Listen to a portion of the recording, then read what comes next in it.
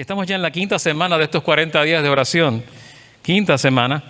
Esta semana estamos despertando a la misión de Cristo nuevamente.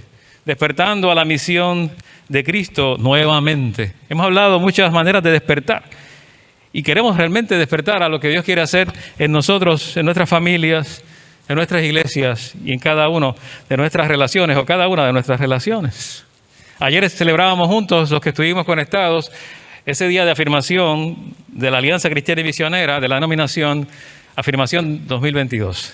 Que fue un tiempo de bendición, donde hablábamos de la realidad de que estar juntos es mejor como iglesia.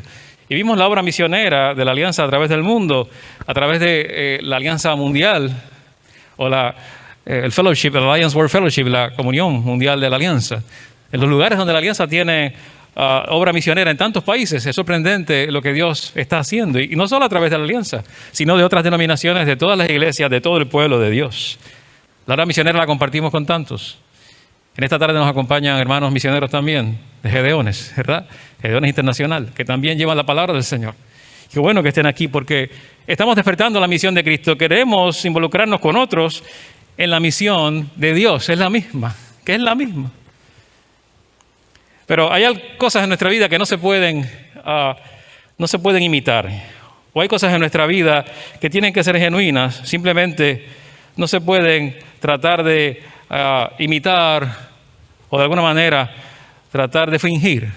Cuando era joven, Albert Einstein viajaba por Europa. Albert Einstein no era tan famoso en ese tiempo.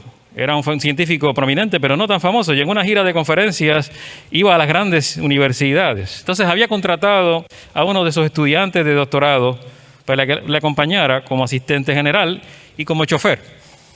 Y en cada universidad Einstein daba exactamente la misma conferencia sobre la aplicación de su teoría de la relatividad, ¿verdad? Y todo esto tan complejo del universo. Y esto se hizo cada vez más monótono para el profesor, pero también se hizo monótono para el alumno, para su conductor, tener que escuchar la misma conferencia. Así que para eliminar un poco el aburrimiento, lo que hicieron fue lo siguiente. Einstein con su conductor, su protegido o su estudiante decidieron cambiar un poco las cosas. Y en la próxima conferencia, Einstein no iba a dar la conferencia, sino que la conferencia le iba a dar el chofer. El chofer sabía la conferencia de memoria, podía darla idéntica a la que daba Einstein. Entonces el estudiante, como lo había escuchado tantas veces, se atrevió a aceptar el reto. Y en la siguiente universidad el estudiante se hizo pasar por Einstein. Y Einstein se sentó como si fuera el chofer. Y comenzó su disertación como un gran científico y dio toda la conferencia. Y nadie se dio cuenta que no era Einstein porque la gente no lo conocía tanto, no era tan famoso. Y todo iba bien hasta que llegó un punto en que el que estaba presentándolo al anfitrión de esa universidad, entonces hizo algo que no habían hecho nunca antes. Le pidió al público, le preguntó al público si había preguntas para Einstein. Entonces se imaginan el chofer allí, porque eso no había pasado. Y entonces el rostro del falso Einstein comenzó a cambiar. Se puso rojo, trató de disimular y el propio Einstein estaba bien nervioso porque dijo, aquí se acabó el vacilón nuestro, ¿verdad? Se acabó el juego. Y le hizo una pregunta a este profesor de física que se levantó del público preguntando una pregunta difícil sobre la mecánica estadística y la teoría cuántica, la teoría de las partículas y el movimiento de las moléculas. Bien sencilla la pregunta, ¿verdad? Y el propio Einstein se puso nervioso. Entonces el estudiante se compuso un poco después de ese shock. Y lo que dijo fue lo siguiente. Esa pregunta es tan sencilla que insulta mi inteligencia. Y es tan sencilla que voy a dejar que mi chofer la conteste. Que él se levante y... ¿Por qué es tan simple? Y es que hay cosas que no se pueden fingir. Por más que lo intentemos, si fingimos ser alguien que no somos, en algún momento se nos va a notar. En la vida cristiana sucede lo mismo en el reino de Dios. Es interesante porque esta cuestión del reino de Dios es un sí o no. ¿Pertenecemos o no pertenecemos al reino de Dios? ¿Somos o no somos hijos de Dios? ¿Estamos involucrados en su misión o no lo estamos? Es una o la otra, no hay intermedios. ¿Estaremos con Él por la eternidad o no estaremos? No hay intermedios. La misión de Dios es, últimamente, debo decirlo de esta forma, la misión de Dios es una invitación, Nosotros cantamos una canción que hablaba de invitación. Dios nos llama nos llama hacia la cruz. Dios nos llama continuamente. Te invita a unirte a su misión en el mundo. Te invita a que te unas a su propósito para el ser humano, para redimir al ser humano, para redimir a la humanidad. Y hay una forma muy curiosa y hasta interesante y hasta divertida que la Biblia menciona esa invitación, porque la invitación la presenta la Biblia como una invitación a un banquete, a una festividad, a una fiesta de bodas. La figura en la Biblia es una invitación también a una celebración. Es una celebración. Y lo miramos en la palabra del Señor. Porque Dios está preparando precisamente la cena de las bodas del Cordero, nos dice Apocalipsis. Y Dios está invitando a cada uno a esa celebración. Está invitando a las grandes multitudes, a la inmensa multitud, para que venga a esa gran cena y participen de la presencia del Señor y estar en comunión con Dios por toda la eternidad. Esa es la invitación, es una invitación agradable, es una invitación que realmente nos motiva, es una invitación que nos debe guiar a nosotros a mostrársela a otros y extendérsela a otros. Dice la palabra del Señor, después oí voces. Apocalipsis 19, 6-9. Después oí voces como el rumor de una inmensa multitud, como el estruendo de una catarata y como el retumbar de potentes truenos que exclamaban, aleluya. Ya ha comenzado a reinar el Señor, nuestro Dios Todopoderoso. Alegrémonos y regocijémonos y démosle gloria. Ya ha llegado el día de las bodas del Cordero. Su novia se ha preparado y se le ha concedido vestirse de lino fino, limpio y resplandeciente. El ángel me dijo, escribe, dichosos los que han sido convidados a la cena de las bodas del Cordero. Y añadió, estas son las palabras verdaderas de Dios. La invitación de Dios para nosotros, la invitación de Dios que extendemos a otros, no es otra que ir a la mesa de Dios. Representa una relación, una salvación que es comunión, que es en unión y conectada. Representa una comunión eterna con Dios. Estamos invitando a la gente a que tengan una comunión eterna con Dios y que tengan también una comunión con ellos, con el Señor hoy día. Y qué bueno que tú y yo estamos en ese grupo. Estás invitado. Tú estás invitado a la fiesta. Dios ha preparado ese lugar para ti en su mesa. La Biblia dice en Lucas 14, Jesús le contestó, cierto hombre preparó un gran banquete e invitó a muchas personas. A la hora del banquete mandó a su siervo a decirles a los invitados, vengan, porque ya todo está listo. Vengan, ya está todo preparado. La misión de Dios es antes que nada esa invitación a entrar a una nueva relación con Él. La mesa representa precisamente eso y Dios te invita a ti. Hay un pasaje que se relaciona con esto en Apocalipsis también, no es casualidad, es el apóstol Juan escribiendo en Apocalipsis. Si alguno oye mi voz y abre la puerta, entraré a Él. ¿Y qué haré? Comeré con esa persona y ellos conmigo. Mira, cuán íntimo es eso. Cuando tú invitas a alguien a tu casa a comer, es gente que tú quieres relacionarte con ellos, que realmente quieres compartir con ellos, que realmente amas a esas personas, que los quieres tener en la intimidad de tu hogar y los permites entrar porque realmente quieres tener una relación sincera con ellos. Estás interesado en ellos. Y Dios hace lo mismo, te está invitando porque está interesado en ti, está interesado en tu salvación, está interesado en tu bienestar, está interesado en tu futuro y en la eternidad. Que estés con Él por la eternidad. Dios desea que todos estén a la mesa y que todos se salven. Pues Él quiere que todos sean salvos, dice la Biblia, y lleguen a conocer la verdad. Así que despertar a la misión de Cristo es reconocer que somos llamados también a invitar a otros. Llamados a invitar a otros. Ahora, es curioso que la Biblia siempre habla de la forma más directa y quizás debo decir más honesta posible. No niega que va a haber problemas en el proceso. No niega que aunque nosotros hagamos la invitación y la extendamos y la aceptemos, no todos van a aceptar la invitación a la mesa de Dios. Dice la palabra de Lucas, el mismo pasaje, Lucas 14, del 18 al 20, esos versos. Pero todos, sin excepción, comenzaron a disculparse. El primero le dijo, acabo de comprar un terreno y tengo que ir a verlo. Te ruego que me disculpes. Otro dijo, acabo de comprar 5 yuntas de bueyes y voy a probarlas, te ruego que me disculpes. Otro alegó, acabo de casarme y por eso no puedo ir. ¿Qué estaba enseñando el Señor? ¿Qué estaba enseñando el Señor con esta parábola? Que la primera reacción de muchos ante la invitación de Dios van a ser las excusas. La primera reacción de muchos va a ser una negativa, va a haber objeciones. ¿Por qué? Porque hay otras prioridades en sus vidas. Hay prioridades distintas, hay cosas más importantes para ellos. y que Dios nos libre que seamos nosotros, ¿verdad? Los que tengamos otras cosas más importantes que la invitación de Dios. Porque esa prioridad es prioritaria. La invitación de Dios a veces va a ser una invitación que algunos van a rechazar. Y sabe que en el tiempo de Jesús la invitación era un poquito más, quizás, más fuerte. Lo quiero decir de esta manera, en el contexto de Jesús, Jesús dijo cosas que la gente a veces miraban como, eso tengo que tener cuidado, no voy a entrar en esto tan rápido, tengo que pensarlo. La invitación de Dios a veces va a requerir sacrificio y entrega. El discipulado requiere sacrificio y entrega. Jesús fue claro. Él decía, si alguno viene a mí y no sacrifica el amor a su padre, a su madre, a su esposa y sus hijos, a sus hermanos y a sus hermanas, y aún a su propia vida, no puede ser mi discípulo. Y el que no carga su cruz y me sigue, no puede ser mi discípulo. Era un llamado, sí. Estaba ese llamado, pero era retante. Un llamado retante, un llamado que a veces va a requerir sacrificio, va a requerir también entrega de todo en nuestra vida, entrega aún de nuestra propia vida al Señor.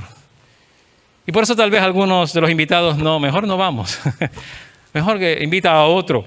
Por eso a veces extendemos la invitación y algunos no responden de manera positiva.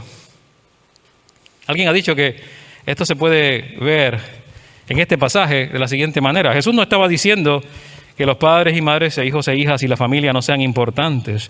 Lo que sí estaba diciendo es que si estas relaciones o cualquier otra cosa se vuelven lo más importante en nuestras vidas, entonces se convierten en sustitutos destructivos de Dios. Es decir, se convierten en idolatría. Aún las cosas buenas, si se convierten en aquello que adoramos, se convierten en sustitutos de Dios. Y aún las cosas buenas que Dios nos da, y las relaciones buenas que Dios nos da, y la gente que amamos que Dios nos da, si los adoramos, se convierten en sustitutos destructivos de Dios. Y esto a veces es chocante cuando lo leemos y lo vemos así. Jesús dice, todo esto está allí para tu bendición y todo lo que te he dado, sí, pero no puedes adorarlo. Si lo amas más que a mí, lo estás adorando, se vuelve un ídolo en tu vida. Tim Keller dijo en La razón de Dios, en su libro, acerca del pecado. El pecado es construir tu identidad sobre cualquier otra cosa que no sea Dios. Cualquier otra cosa que no sea Dios. Cuando otra persona toma el lugar de Dios, es indispensable para mí esta persona. Es indispensable, si no la tengo en mi vida no tiene sentido. Y cosas como las que oímos en las canciones románticas, ¿verdad? Y me muero si me dejas, y todas estas cosas que llevan a veces a lo que vemos en los periódicos, que alguien decide que privarle la vida a esa persona porque no puedo vivir sin ti, como pasó esta semana con esta situación de esta pareja que eran oficiales de la policía. Porque necesito que estés en mi vida, eres mi Dios. Y si no te tengo, entonces mejor o me quito la vida o te privo de la vida. Ese es el problema que hay en la gente. Algo sustituye a Dios. Algo se convierte en un sustituto destructivo en nuestras vidas. Soren Kierkegaard era un filósofo y de ahí toma prestado Timothy Keller su concepto. Y Soren Kierkegaard decía que la pecaminosidad, el pecado, es la búsqueda de sustitutos de Dios. Algo que va a suplantar a Dios y que sabes qué va a pasar, te va a dejar insatisfecho, te va a dejar frustrado. En algún momento eso que tanto adoras y amas no va a cumplir su propósito. Esa idolatría te lleva a la compulsión, a la adicción, a la ansiedad severa, a la obsesión, a la envidia de otros que no tienen, o que quizás tienen lo que tú no tienes, al resentimiento. Y tienes repercusiones grandes en tu vida. Te voy a dar unos ejemplos. Si tienes sustitutos de Dios en tu vida, va a pasar muchas cosas. Si centras tu vida en tu cónyuge o tu pareja, por buena que sea esa pareja, que es bendición para ti, y ayuda idónea y todas las cosas, serás emocionalmente dependiente. A veces celoso, a veces controlador. O controladora o celosa.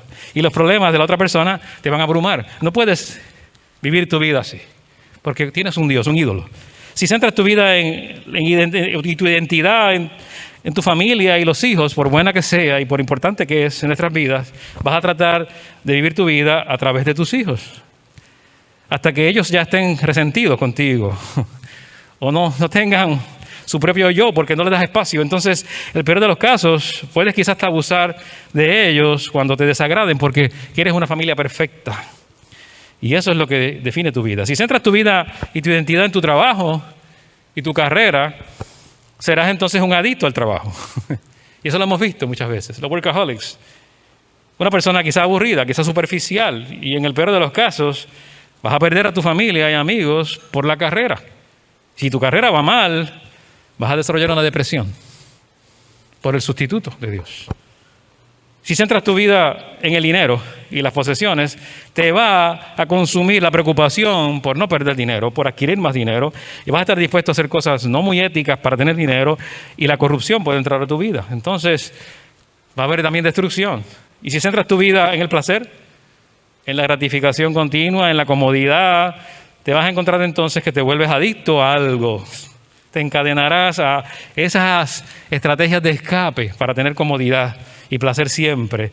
Y evitas entonces las cosas importantes de la vida. Y si centras tu vida en la identidad o tu identidad en las relaciones y la aprobación de los demás, te vas a sentir constantemente herido por las críticas y perderás siempre gente en tu vida. Si centras tu vida e identidad en una causa noble, y aquí dices, bueno, ¿cómo puede hacerme daño basar mi identidad en una causa noble? Vamos, vas a dividir el mundo entre los buenos y los malos, los que te ayudan, los que no te ayudan, los que se involucran en esa causa noble y los que no. Y vas a demonizar la gente que no lo hace. Entonces vas a ser controlado por esta gente, porque tu propósito va a depender de esto. Y si centras tu vida y tu identidad en la religión y la moral, si vives de acuerdo a tus normas morales, te puedes volver orgulloso, porque estoy siendo tan bueno. Te puedes volver un poco fariseo, te puedes volver un poco santurrón y cruel con los demás que no viven según tus estándares. Y si no vives de acuerdo a tus normas morales, si no llegas a tus propias normas, vas a sentir culpa. Nada de esto puede sustituir a Dios. Inclusive, si el sustituto de Dios es la religión, te va a llevar a un punto muy infeliz. Cuando mi identidad está en Cristo, sé que estoy centrado en Dios. Sé que estoy en esta misión de invitar a otros a que conozcan a Dios, que va a requerir sacrificio y entrega, dejar todos estos sustitutos que tengo de Dios y poner a Dios en primer lugar. Ese sacrificio es necesario, dejar las cosas que se vuelven tan importantes que Dios pasa a ser secundario en mi vida. Entonces, la invitación de Dios, ¿cuál es? Mira lo que una vez respondió Jesús a unos interlocutores. De cierto os digo que no hay ninguno que haya dejado casa, o hermanos, o hermanas, o padre o madre, o mujer, o hijos, o tierras, por causa de mí y del Evangelio, que no reciba 100 veces más ahora en este tiempo, casas, hermanos, hermanas, madres, hijos y tierras, con persecuciones, y en el siglo venidero la vida eterna. Dios promete recompensar la fidelidad, Dios promete recompensar la entrega, el sacrificio, sí, pero siempre deja allí la puerta abierta. Pueden haber persecuciones, habrán situaciones difíciles por seguirme, pero habrá también recompensa eterna. Y a veces Dios te llama a situaciones inesperadas, te llama a situaciones difíciles, te llama a que si vas a ser un siervo de Él y vas a servirle, vas a experimentar un poco de incomodidad, vas a experimentar a veces sufrimiento por la causa del Evangelio. Anoche nuestro superintendente dio un mensaje muy inspirador y muy bueno. Creo que fue de bendición para la iglesia. Y él mencionó algo acerca de los Navy SEALs, acerca de los militares americanos. Él mencionó que los Navy SEALs, y no solamente esa rama, a los colegios que preparan gente para la guerra, los soldados en Estados Unidos desde 1986, le llaman a unas situaciones específicas, situaciones VICA, decía él en el mensaje. Situaciones VICA.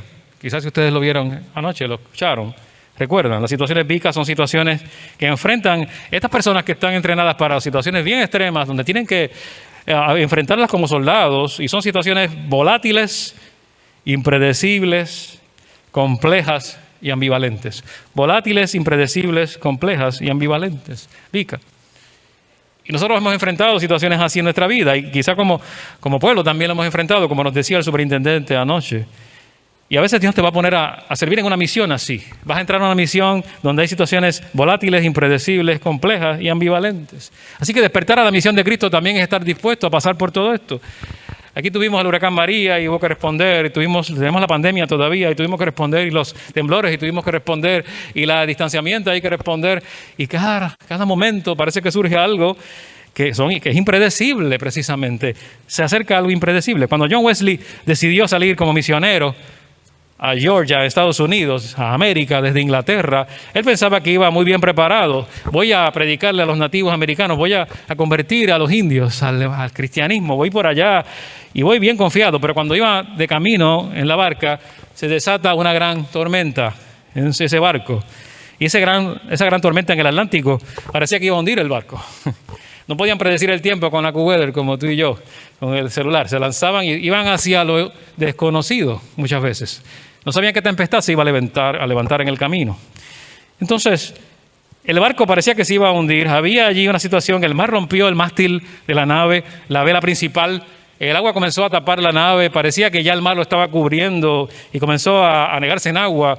Y comenzaron los ingleses a gritar. Él narra en su diario, los ingleses comenzaron a gritar. Algunos creen que él mismo estaba gritando cuando dijo eso, que es su manera sutil de decir, yo también estaba desesperado y yo también estaba gritando. Pero en ese barco iban unos hermanos de la iglesia morava.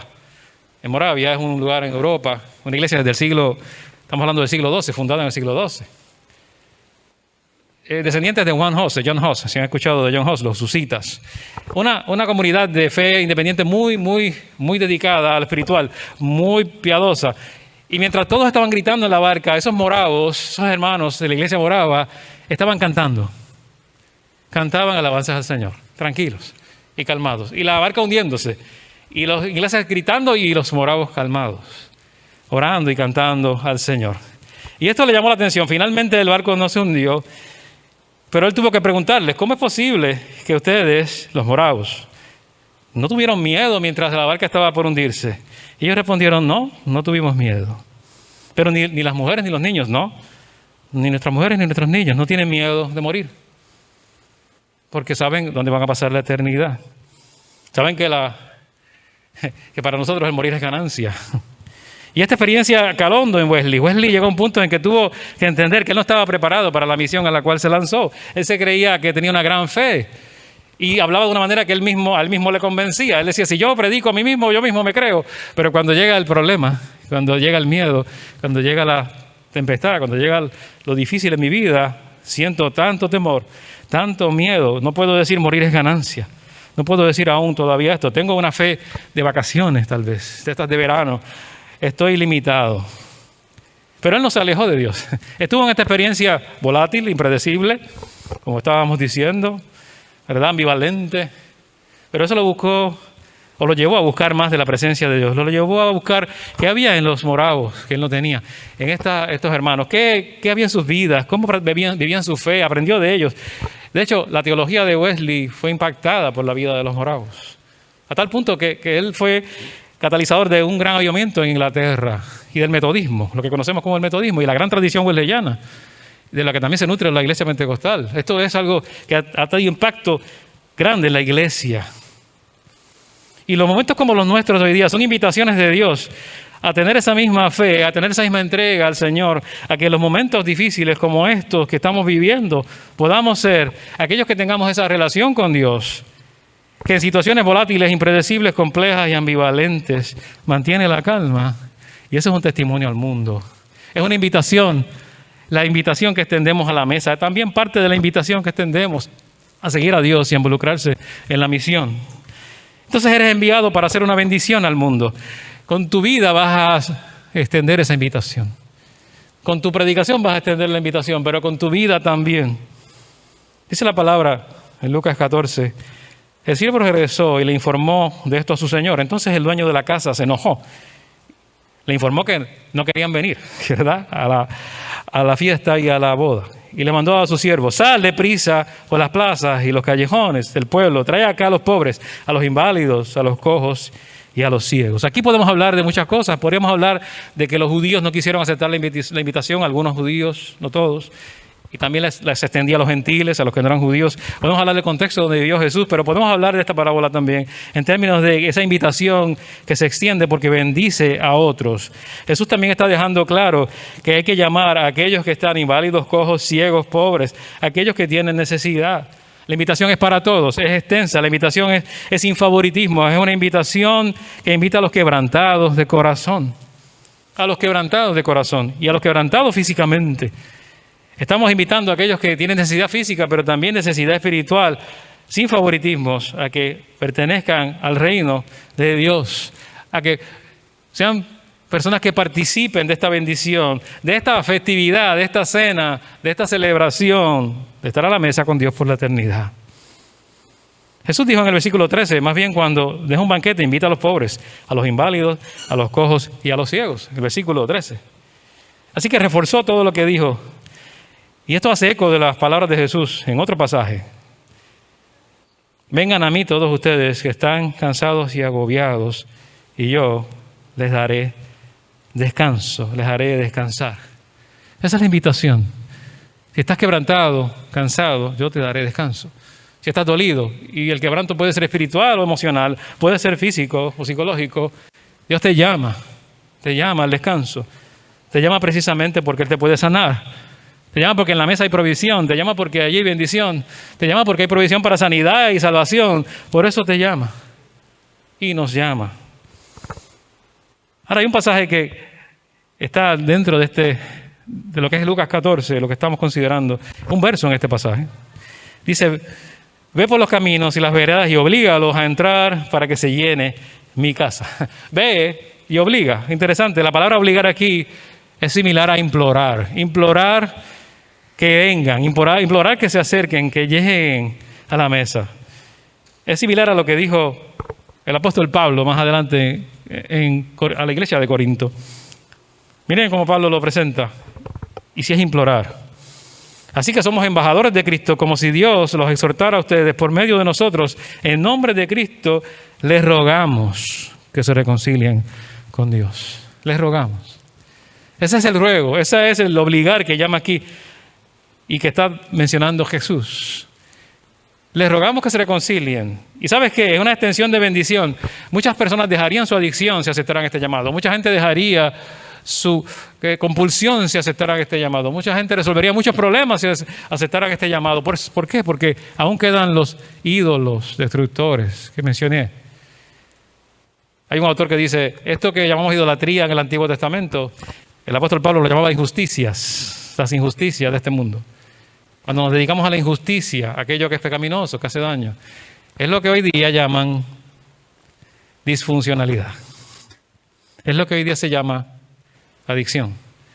Tengo algo en mi vida que lo he hecho tan importante que tomó el lugar de Dios. Pero si escuchamos el llamado de Dios, podemos dejar ese Dios falso y podemos dejar ese ídolo y podemos dejar eso que nos destruye, ese ídolo destructor, para que Dios sea Dios y poder involucrarnos en la misión realmente. Tu vida los obligará a venir a Dios. ¿Sabes por qué? Porque los va a llamar de la manera que Pablo dice. Lo va a hacer implorándolo, con nuestro propio testimonio, con nuestra manera de vivir, con el mensaje también, que la gente escuche, pero también con la vida que vivimos, que sirve de testimonio. Hay una invitación a la fiesta. Muchos están invitados. No hay excusas. Ahí está. Y puede llegar el quebrantado y Dios le sana. Ven a la fiesta, déjate transformar por Dios. Ven a la mesa del Señor, allí hay provisión. Dios quiere que tú lleves este mensaje a los quebrantados, que tú seas heraldo de esto, que tú seas el que lleve ese mensaje a aquel que no conoce al Señor, de la manera que Dios te llame a hacerlo, en el ministerio que Dios te llame a hacerlo. Pero va a requerir lo que dijimos al principio, fe no fingida. No podemos hacer como hizo Einstein o el chofer de Einstein. Tiene que haber una fe vivida, que se convierta en esto, que atraiga a otros a Cristo. Y oramos para que así sea en nuestras vidas, en el nombre de Jesús, en quien oramos en esta tarde. Padre bueno, Padre santo, Dios eterno, gracias Señor, gracias por tu palabra y gracias por lo que tú nos has dejado en ella. Gracias porque nos das no solo instrucciones, nos das ejemplos, nos dejas historias, nos dejas realidades y nos dejas también mandatos. Pero también esa invitación, la invitación que nos extiendes a ir a la mesa, la invitación que nos extiendes a tener comunión íntima contigo, la invitación que nos extiendes a recibir de tu provisión y sanidad para nosotros si estamos quebrantados y para otros que estén quebrantados. Invitación a salvación eterna para aquel que aún no la tiene.